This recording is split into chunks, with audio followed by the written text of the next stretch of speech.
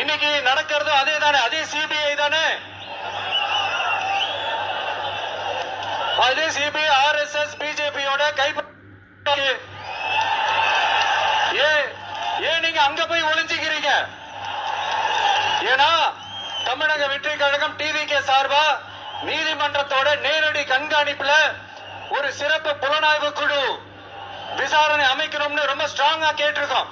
அதனால அந்த பயத்துல நீங்க ஒன்றியத்தோட ஆட்சிக்கு பின்னாடி நீங்க போய் ஒளிஞ்சுக்கிறதுக்கு காரணம், இன்னும் உங்களுடைய ஆட்சியில் இன்னும் எத்தனை அட்ராசிட்டிஸ், அண்ணா யூனிவர்சிட்டி கேஸ்ல இருந்து இன்னைக்கு அஜித்குமார் அவர்கள் கேஸ் வரைக்கும் எல்லாத்துக்கும் நீதிமன்றம் தலையிட்டு உங்க கவர்மெண்ட் கேள்வி கேட்டுக்கிட்டு இருக்கு.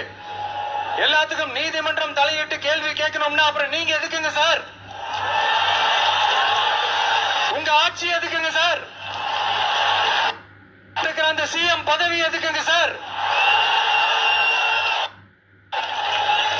எப்படி கேள்வி கேட்டாலும் உங்ககிட்ட இருந்து எந்த பதிலும் வர போறல. ஏன்னா இருந்தாதானே வரும். மேக்சிமம் உங்ககிட்ட இருந்து வர பதில் சாரிமா,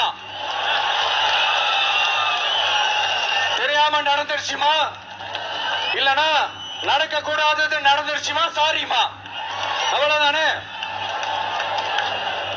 இந்த வெட்டு விளம்பர மாடல் திமுக சர்க்கார் இப்ப சாரிமா மாடல் சர்க்காரா மாறிடுச்சு. இப்படி இருக்கிற இந்த இன்எபிலிட்டி கவர்மெண்ட் இந்த ஆட்சியை விட்டு போறதுக்குள்ள நீங்க செஞ்ச எல்லா தப்புக்கும் பரிகாரமா சட்டம் ஒழுங்க சரி செஞ்சே ஆகணும். இல்லனா மக்களோட மக்களா ஒன்னா நின்று உங்களை சரி செய்ய வைப்போம். டிவிகே சார்பா அதுக்கு உண்டான அத்தனை போராட்டங்களும் எடுத்து நடத்தப்படும். தேங்க்யூ.